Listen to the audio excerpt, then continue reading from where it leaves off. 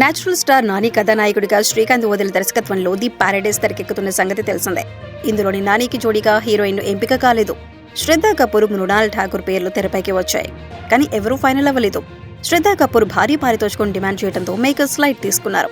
మృణాల్ ఠాకూర్ విషయంలో మేకర్స్ అంత ఆసక్తిగానూ లేరు. ఈ నేపథ్యంలో తాజాగా రేస్లోకి నేషనల్ క్రష్ రష్మిక మందన్న పేరు కూడా వచ్చింది. నానికి జోడీగా రష్మిక అయితే పర్ఫెక్ట్ గా ఉంటుందని శ్రీకాంత్ భావిస్తున్నాడట. తాను రాసిన పాత్రకు కూడా అమ్మడు పక్కాగా సూట్ అవుతుందట. దీంతో ఆమె డేట్ల కోసం నాని ప్రయత్నాలు చేస్తున్నట్లు సమాచారం. రష్మిక నటిగా చాలా బిజీగా ఉంది. తెలుగు, హిందీ సినిమాలతో క్షణం తీరిక లేకుండా గడుపుతుంది. ఎక్కువగా బాలీవుడ్ పైన ఫోకస్ పెట్టి పనిచేస్తోంది. ఈ నేపథ్యంలో తెలుగు సినిమా కమిట్ అవుతుందా అన్న సందేహం ఉంది. అందుకే నేరుగా నానినే ఆమెని రంగంలోకి దించడానికి దిగినట్లు తెలుస్తోంది. నాని అమ్మడిని కన్విన్స్ చేసిన భారీ పారితోషికం డిమాండ్ చేస్తుంది. ఆమె పాన్ ఇండియా మార్కెట్ ని దృష్టిలో పెట్టుకుని డిమాండ్ చేస్తుంది. అయితే నిర్మాతలు కూడా రష్మిక అడిగినంత ఇవ్వాలనే ఆలోచనలోనే ఉన్నట్లు సమాచారం.